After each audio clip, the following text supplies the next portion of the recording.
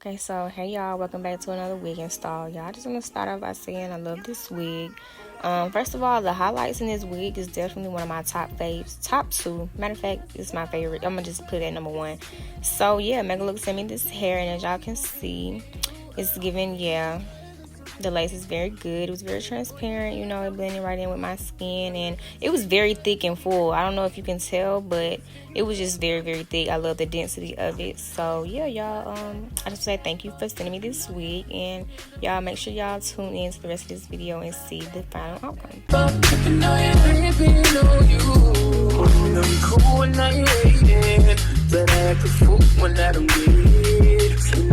Bruising just to save this, but I tripped on your love, now I'm addicted. And that's a whole lot of love, ain't tryna waste it. Like we be running them out and never make it. That's just too beautiful, words don't wanna taste it. That's just too beautiful, words don't wanna face it. But I think that I'm done tripping, I'm tripping, I've been tripping. That's how I control this feeling. Keep giving you, keep on giving you up. The issue love is so good to be true. Baby boy, your love got me tripping on you. You know your love is big enough, make me trip on you. It's big enough, got me tripping on you.